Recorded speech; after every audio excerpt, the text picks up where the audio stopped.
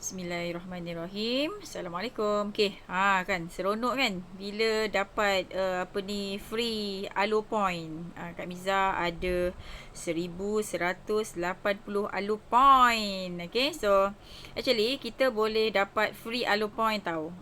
Dengan check in masuk dekat app setiap hari. Okey. Jadi kalau kita check in setiap hari, last day tu kita akan dapat kita akan dapat berpuluh-puluh point lah. Macam tu point. Alo point ni kita boleh guna untuk redeem produk free, untuk redeem merchandise free. Macam tu tau, untuk banyak sangat. Dan kalau korang kumpul sampai maksimum dapatkan, nanti HQ akan announcekan, sebenarnya boleh dapat sampai luggage cabin bag Pierre tu boleh dapat sampai pergi bercuti dekat Xi'an sana tu tau. Nanti kena tengok table setiap Alo Point tu berapa banyak Alo Point untuk redeemkan apa yang kita nak. Okay, so now macam mana kita nak dapatkan, nampak ni, ni ada 223 point, ini ada 101 point, ini ada 1 point. Okay, so selain daripada kita dapat point dengan check in, kita beli produk. Okay, yang belum manager beli produk akan dapat Alo Point juga. Macam tu. Tahu?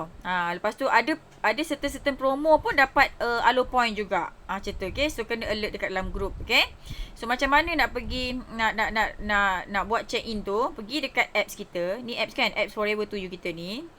Okay, masuk sini, lepas tu klik OK. Bawah ni kan, klik OK. Okay, lepas tu terus pergi dekat klik FBO portal. Ni FBO portal. Okay, pergi kat FBO portal.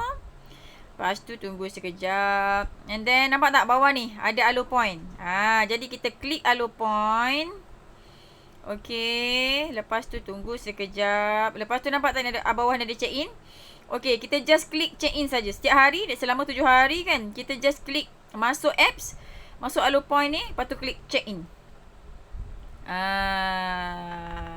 Dah berjaya. Nampak tak tadi kat sini tak warna hitam putih je kan, sekarang ni dah berwarna kan.